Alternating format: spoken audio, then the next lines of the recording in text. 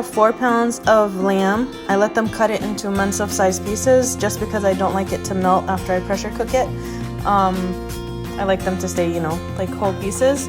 I've got it sitting in cold water and I'll be prepping everything. So here I have 2 cups of parboiled basmati rice and 2 cups of Egyptian rice. What I'm gonna do is wash them and keep rinsing them until the water runs clear, and then I'll be putting water on top and letting them soak for about 45 minutes or until I'm ready to use. I just let it soak, and I've always done that for maklouba.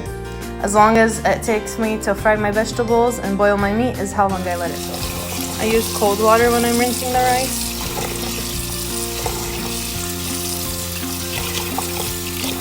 You have to just rinse all the starch. The rice is washed. I've got now my oil preheating. I'll be prepping my cauliflower and my eggplant, and I'll take you along the steps of that. So when I'm doing my vegetables, I like to keep a grocery bag nearby just for all the trash. And here I'll be prepping this first one. Of course, I'm gonna wash it before I fry it, so don't worry. I cut around the core just to get all the florets loose off the core.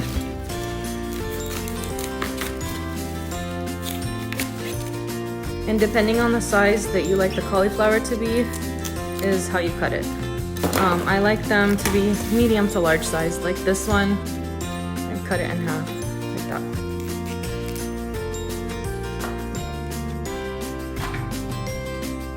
And just cut off all these little parts.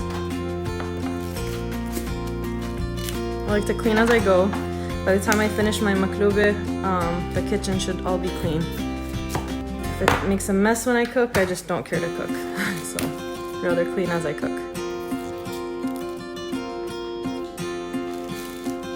I want to show y'all before I finish the rest of the head what I do with the core. This actually tastes really good to be fried. I don't like to waste it.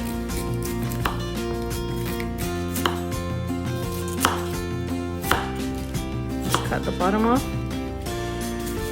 And then I just cut it in half. And that's also something that's really delicious once you fry it. So don't waste that part.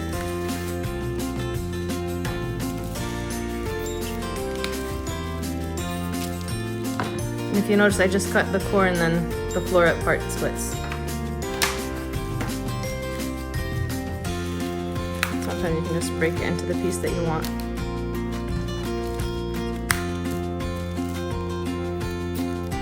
I'm gonna start frying as I'm prepping the vegetables just so I can save time.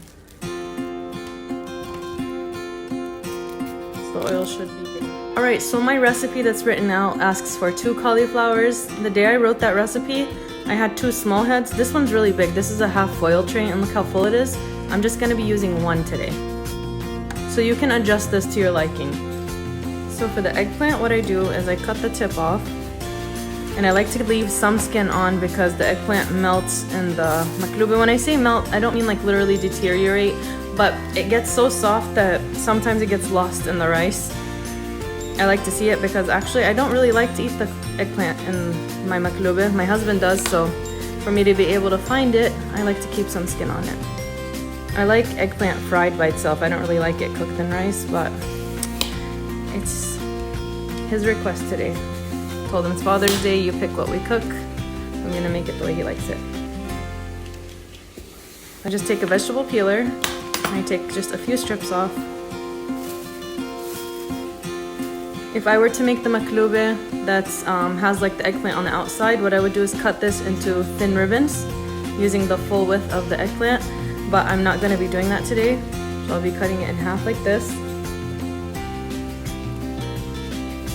And I'll cut it into like inch thick half circles.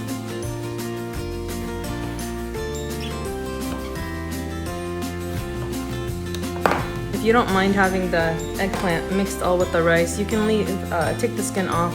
It's personal preference. Some people put carrots, hummus, some people put vermicelli, some people put potatoes. It's really up to you what you put in your maklouba. I'm just putting eggplant and cauliflower. What I'm gonna do now though, while the cauliflower is frying, is I'm gonna sprinkle some salt on the eggplant just to take some of the water out. I use Himalayan pink salt in my kitchen. It's got a lot of health benefits. I like how it tastes in the food. It's not as salty, so you can go heavy-handed and it's not, you won't feel like you overseason. This is how golden I like my vegetables to be. Just to steam. And I put it in a foil tray. Beautiful colors. So while my vegetables are getting fried, I'm putting some olive oil in the bottom of my pressure cooker with 1 onion that's thinly sliced. And then I'll be tossing this around, and when it starts to get a color on it, I'll be putting the lamb inside with the onions, tossing them together and putting half of the seasonings that I will have written for you guys. I'll show you in just 1 second. Onto this, and then boiling the lamb for 30 minutes under pressure, and then I'll put the maklouba. So now that the onions have some color to them, I'll be putting in the lamb. Down with a bang. And then I need to use 2 hands to stir it, and I'll show you the seasoning. For the spices, you have cardamom powder, allspice powder, cinnamon powder, turmeric, black pepper, cumin, and chicken bouillon powder. I don't use salt because this is salty enough. So if you don't want to use chicken bouillon powder, you can use chicken stock, or actually you're gonna have the lamb broth, but you can use salt as a replacement for this. But this is half of the spices, and I'll show you what I mean when I post the recipe. My full recipe asks for 2 tablespoons, and this is 2 right now. This is what I put on top of my the lamb while I'm cooking it. The other half I put on the rice.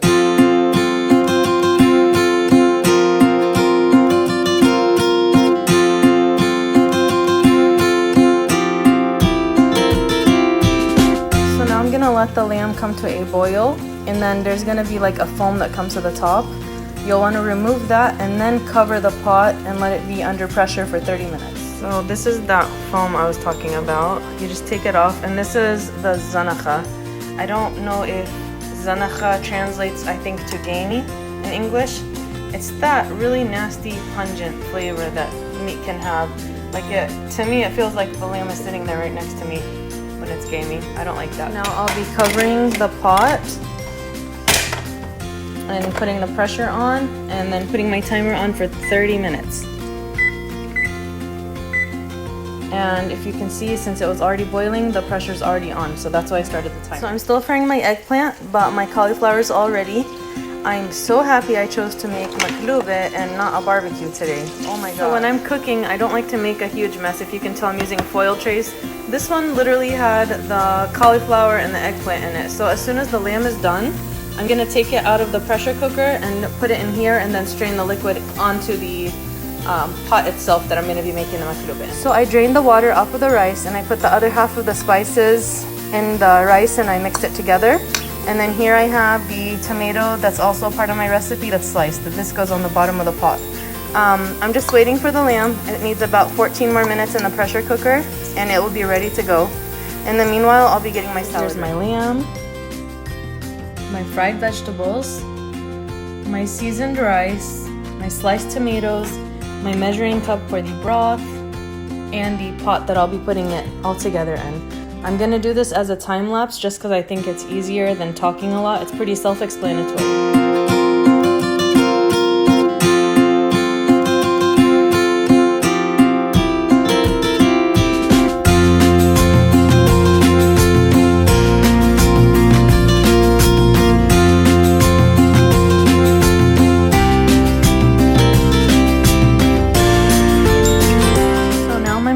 Is on the stove. I've got it on high. What I'm waiting for is for it to come to a boil. Then I'll put a piece of foil on top of this and a lid and lower the heat. And I'll just finish cleaning the kitchen and get my knafe minis while this finishes.